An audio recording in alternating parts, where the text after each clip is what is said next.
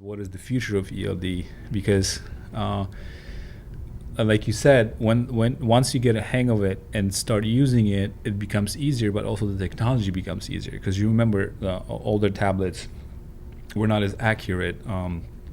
You have now voice to text, which that's what I'm excited about. Mm-hmm. When you're going to be literally have an app, you can hit a Siri or Google Voice, and then you just speak to the application, and then it just makes it that much easier for a driver. You don't have to type in anything because it is slowing you down when you manually have to do it, right?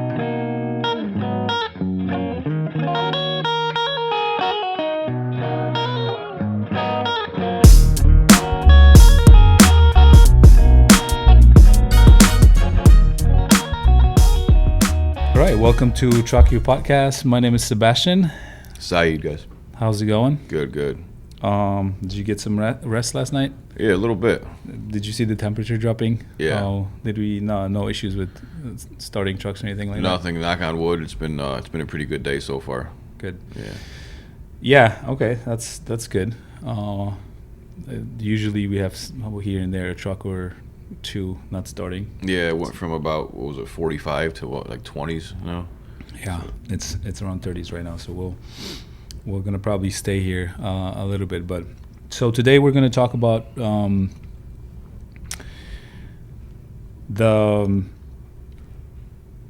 what are we gonna name this episode? I think ELD implementation. Mm-hmm. How we went from paper to ELD. Right. The ELD mandate is December 17th, 16th, 17th. Yeah, 17th. this year. Which is the phase 2, which is all the guys that were grandfathered in with AOBRDs need to switch to ELD. Yeah. So I think it's a beneficial topic to talk about. So what we're going to talk about is first number one, running on paper logs. What was our experience with that? Number two, our implementation and challenges we faced with implementing ELDs. Number three, challenges across the company, because that wasn't just but and then 4 pros and cons and what we're seeing. We're going to try to keep it maybe under 30 minutes, so it's nice and packed with information. And I was just thinking, what if we do on what are the differences between ELD and AOBRD? I don't know if that could be a good one too. Yeah, that'd be real interesting. Yeah. Perfect. So you want to start off, number one, running on paper logs. Do you remember the times when we were running on paper logs? Yeah. That was crazy. Yeah, right? It was fun. And the first thing I remember is how we were scaling, how that it was not an issue with 4 or 5 trucks, 7 trucks. And then when you came, we started adding trucks, and it was like mountains of logbooks piling up, and we had to audit them and look at them. Poor Kate was deep in obviously checking, making sure we're compliant. But remember what were some of the things that you remember around those times? I remember the stacks of the paper we would get. We'd have to from drivers. Yeah, from drivers, and we used to collect them every week. It's not like we didn't collect them, but they'd be. I remember we used to get stacks. I remember the smells of the logs, the cigarette smoke, coffee spills, and things. It was real interesting. We used to get them, and then we had to physically go through them and check the dates, to check where the guys fueled, where the guys started their day, where they ended their day. It was very time consuming. Yeah, if they're not making mistakes, if they're compliant, but at the same time, we did have issues collecting logs because drivers just kept them, even though they have to return it. They would just keep them, and that would be sometimes a challenge because the OTR guys obviously were not coming back oftentimes, so fax it, do all that stuff, and this is just like a lot more paperwork involved. And ultimately, what I remember about it is just with the more experienced guys, it wasn't as much, but the younger guys just did a lot of mistakes. Mm-hmm. So then you had to have them come back and fix it, and because we fixed them, like we would have some of them that like he would miss something or a trailer or something, but then he messed up his hours of service. He had to come back and redo it, Yeah. right, and fix it. Which then, I remember we created videos. Remember the videos we were shooting on how to really properly do with the rulers and everything. Hours of service.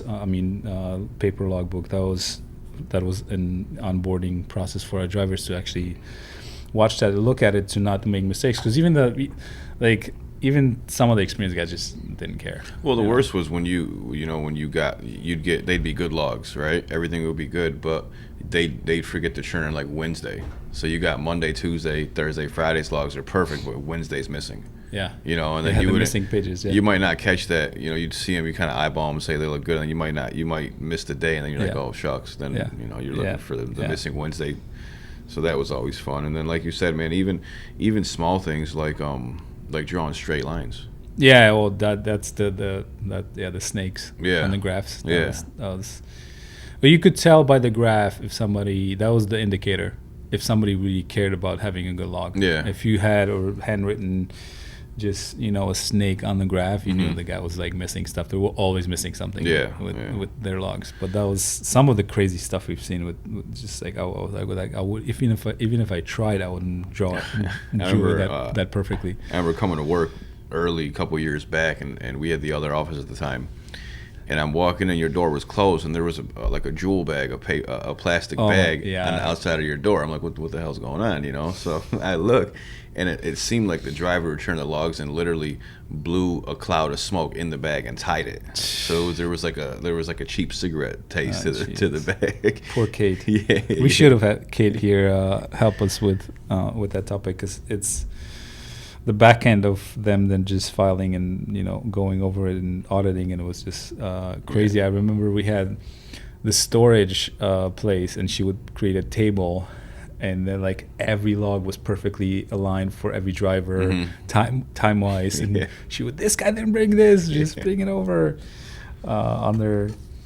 Yeah, it was fun. Fun. It was a lot of work. I don't know if it was fun, but it was definitely a lot of work. Well, those logs, you don't just churn them in and they go in in a file cabinet. You got to put them together and make sure they're good. So there's a lot more than just churning them in. So it was a process. I'd say it probably took her at least 45 minutes to an hour to do someone's whole week. Imagine. So we pretty quickly, along with scaling up, we also pretty quickly started, not pretty quickly, but we went to ELDs, which is the second point, our implementation and the challenges we faced.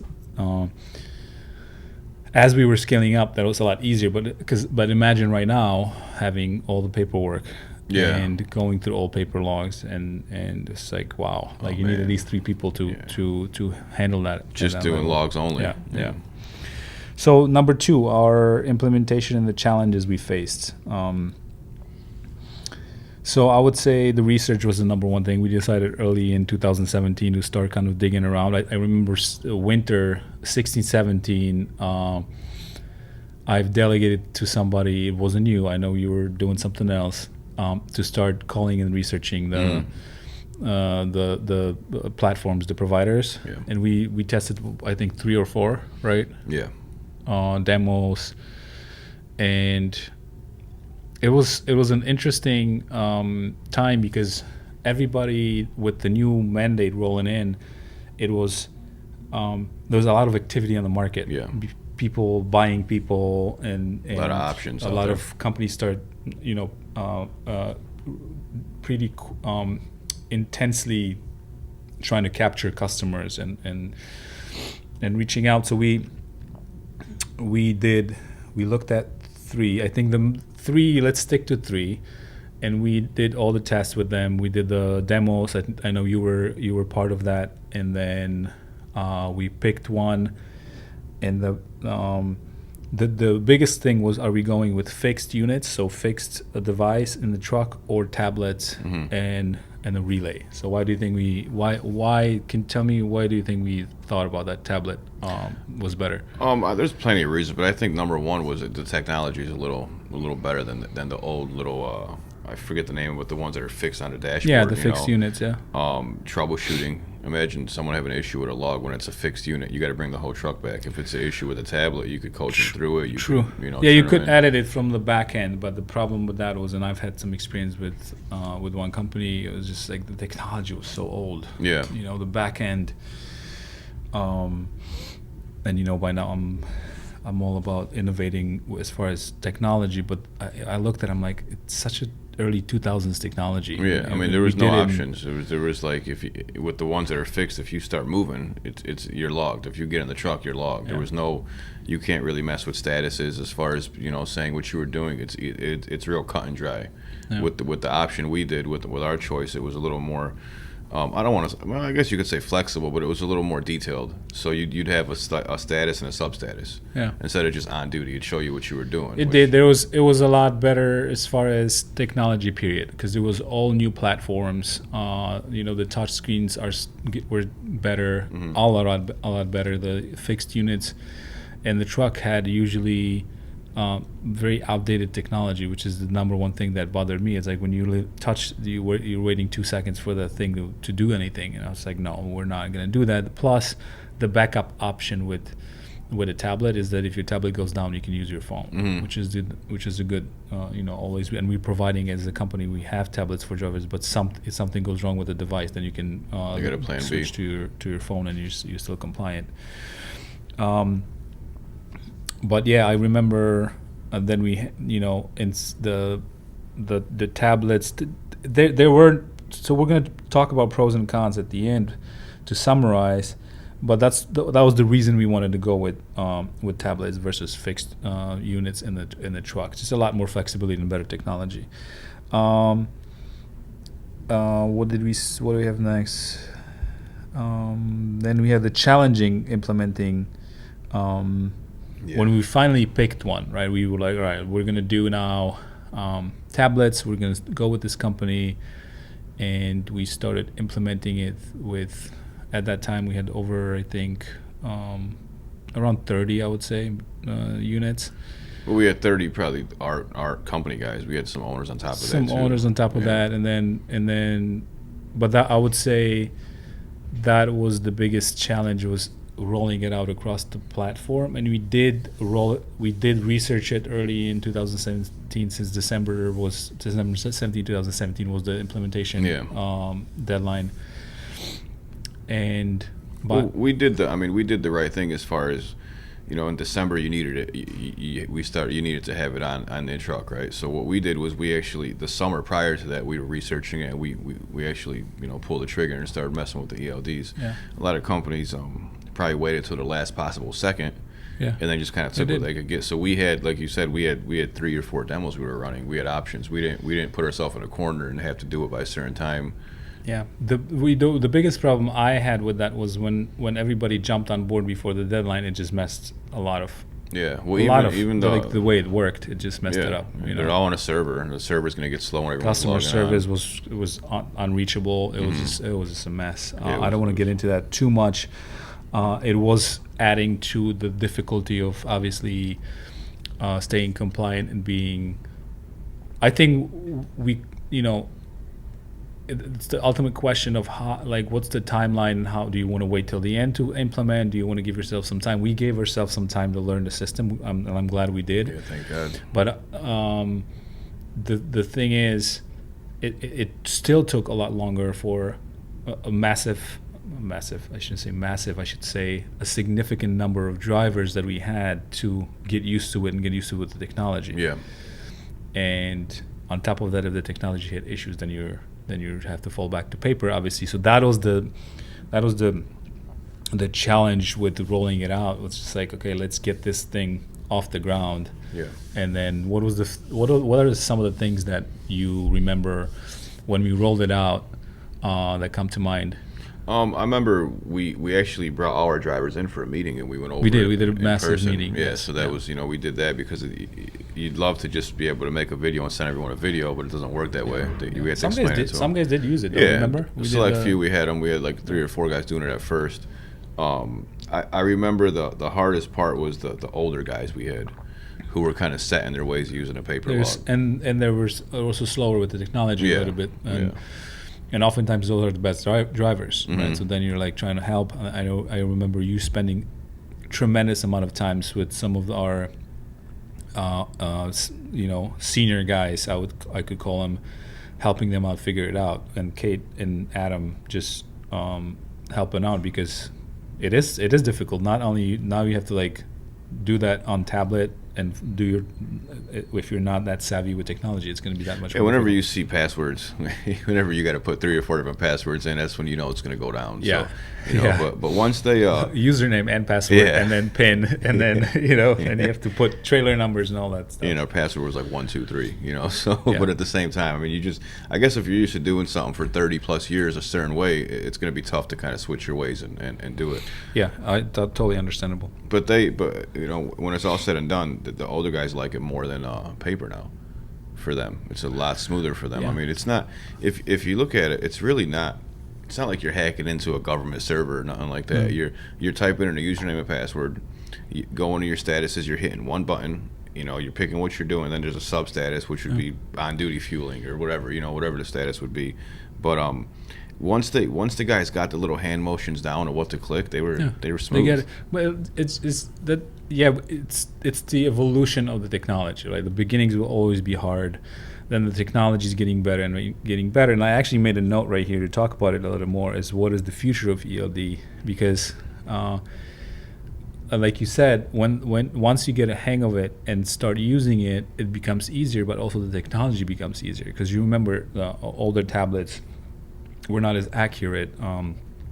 You have now voice to text, which that's what I'm excited about. When you're going to be literally have an app, you can hit a Siri or Google Voice, and then you just speak to the application, and then it just makes it that much easier for a driver. You don't have to type in anything, because it is slowing you down when you manually have to do it, right? And the voice technology is getting so advanced right now that why not do it? You have an AI amazing assistance with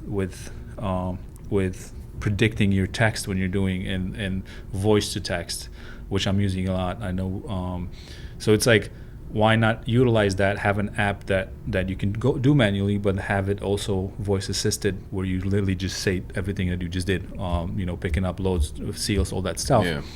That will get only better. I'm super getting excited about this, because I think that's the future, with having ultimately no of devices on board that you have to touch or do anything. And I'm going on a tangent here, but the biggest distractions in the truck are devices that you have to touch when you're driving. So it's like, if you can do everything by voice control, that'd be the safest thing to do. That would be amazing. Yeah, that's coming. I mean, it's coming. If not, you just gave someone an idea to do it. I did. Yeah, I should call a couple guys, maybe pull the trigger on that. But it's not. Look, it's already here. I think it's more about then how do you have now and switch from what we're using to that new step, and having all the voice control, and we'll see. But definitely a good topic. And so the challenges, going back to the challenges, what I would say is, creating those habits, the new habits with those guys that wanted to use paper and were good at it. They would come up with any reason not to do the ELD. Yeah. Right. Remember that. It was like, no, man. Like, so call us. We're here to help. If you have a problem, let's figure it out. And then I'll just do my luck. I'm like, no, you can do paper. Like, don't default to paper because you have it as a backup. It's fixable. We can fix some of those things. I remember a lot of our good guys did that, and it's part of the game, part of implementing something new at that massive scale. So, well, once you kind of know what you're doing with the ELDs, I mean, even editing the logs is so much easier to do.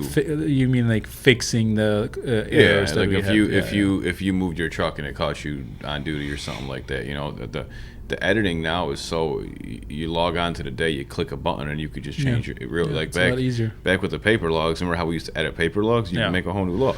Yeah, how you have to fix it? You have to do a whole new page. Yeah, this is just one click, and so that's a real good that's a pro for ELDs. Yeah, plus reports, you see violations quicker. You see, are the guys taking breaks? Yeah, all that is now a lot easier. Which that's the purpose of technology, to make everything easier and have better results. Yeah, well, even the technology with what we got going on now, you got the logs, you got the GPS incorporated with it, and then you got the this is a side topic, and then you got the front facing camera also. Yeah. So, I'll be on my desk looking at whatever, talking to customers, whatever, and then I'll get an alert saying, hey, truck number 85 made a harsh turn or something like that. So even that technology, just 85, don't worry, we're not talking specifically about it. You just do a number. Yeah, it's the year I was born, so it's my lucky number. But and our unit number too. Yeah, right. But you get an alert, and you could kind of it's so much real time. You could call the driver and say, hey man, I'm not trying to bust your balls or nothing like that, but you just made a churn going 46 miles per hour. Yeah, I need you to kind of slow it down a little bit, and then just guys knowing that you're kind of not watching it, but you're paying attention to their safety. It goes a long way too. Yeah, so just all that stuff. The guys that care, the guys that don't care is a separate issue. But you're right. I remember when we were researching. I want to go back really quick because. We jumped kind of the pros and cons, which is the number 4 pros and cons, very quickly, and which is how it's transitioning and helping you watch the fleet and therefore be a lot safer. But at the same time, I remember when we were researching to jump into ELDs, I talked to a company, and I was like, why is there not a product? I remember it was when I implemented in 2000. What was it? I implemented AOBRDs in my previous company. I'm trying to remember a year. I think it was 14 or 15. And I was researching that, and I was like, why is there no cameras that I don't have to watch the video. All I need is the forward-facing cameras that captures pictures, right? That's all I need.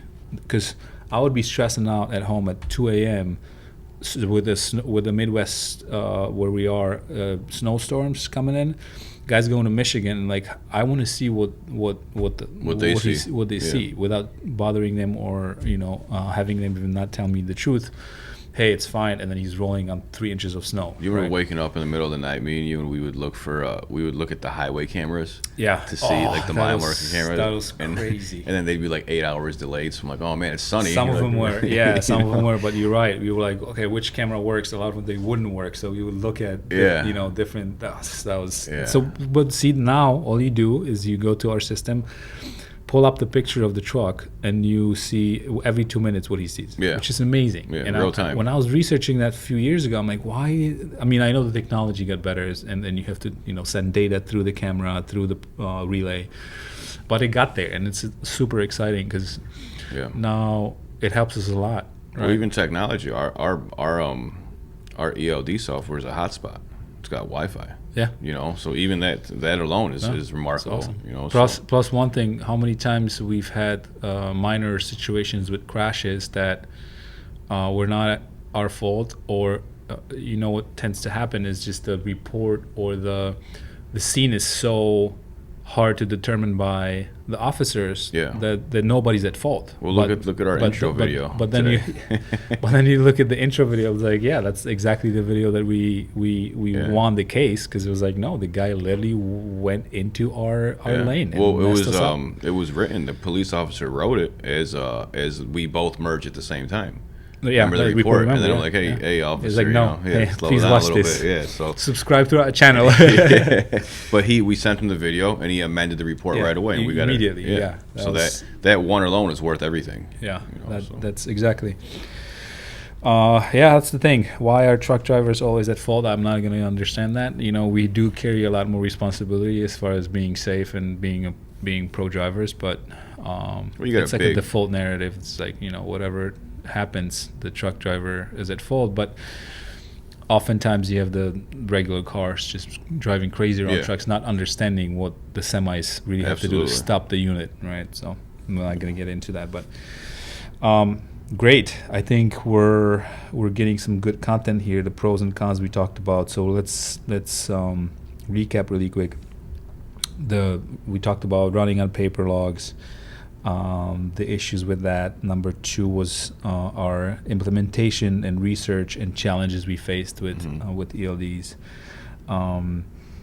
3 was challenges, implementing it across the company, 4 pros and cons, and we've talked about it a little bit, and the future, which I think is very exciting. I know now everybody's gonna have to roll with ELDs, which is it's gonna change few things along with the.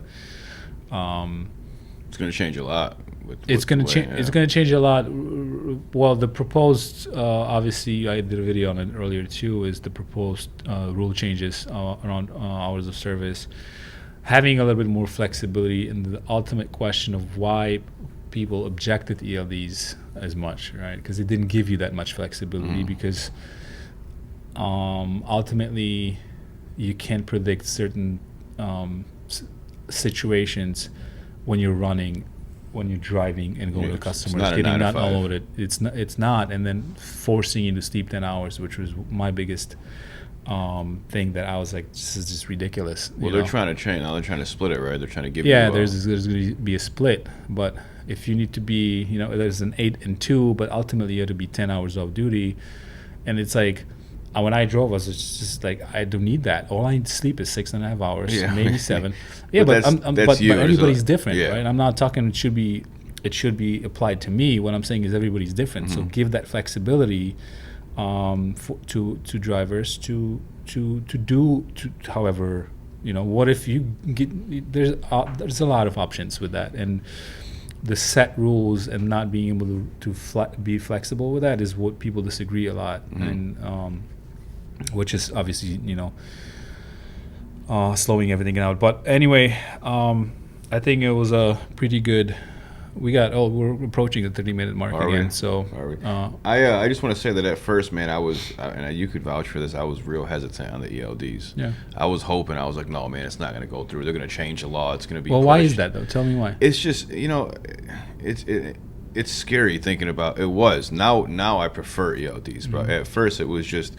You're so used to doing things. You're so used to doing things a certain way. Now you got people that you got people that never drove a truck that are making rules, right? And then you're thinking, okay, well, this guy doesn't understand how it is. Even when you talk about the rule changes, that's awesome. Those rule changes, right? But if these shippers find out about these rule changes, how are they going to use that to make the driver stay on site? But it's ultimate. Yeah, and I totally agree. It's the ultimate question of ethics. Like you have the 30-minute reset going from off duty to on duty. It's like, well, the shipper's not now. You're going to be at there's a lot of ways to play it, but at the same time, it's like how do you solve something like that with such a broad spectrum of different variables that come in, and it's a tough thing, man. The ultimate ruling is to be a lot safer, right? That's the whole regulation. And then you just test out and see what works. And that's why then you propose new rules, then you change, see what just because we were on paper for so long, well, doesn't mean we shouldn't advance and go into the future and do new things, right? Well, you don't notice a difference. I mean, if you, like I said, at first I was hesitant. Now I'd prefer them. It's so much easier. So you could do anything you could do on a paper log on an ELD. There's no, we don't run illegal. The first thing I talk to drivers about when they come in for interviews is I'm never going to make you run illegal, ever. So we don't do that. But it's just it's so much easier now, the ELDs. At first it wasn't, but I'm an old man, so it took me a little bit. I got used to it, and then now I'd rather have the ELDs. And there is flexibility with them. If you guys, if a driver calls me and says, "Hey, I messed up. I didn't mean to go on duty, but I didn't sign out," or something like that. You could still go back there and edit. Nothing illegal, but you could still edit. Or the when logs. we're moving trucks around shop. Right? He left, forgot, and all that stuff. So it's definitely easier. I think we talked about a decent amount of things here that are valuable. Hopefully our followers are getting a lot of value from that, and I would ask and encourage anybody to go to our Instagram. It's at truck.uyoo.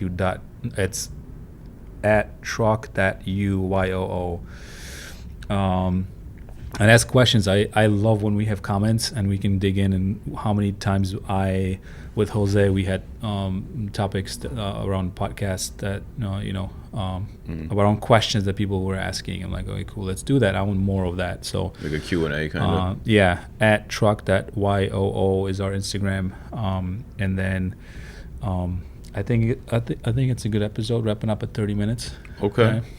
I can dig it. Awesome. Subscribe if you haven't. Share. Thank you for watching, and we'll talk to you soon. See you guys. Thanks, bro. Yes, sir.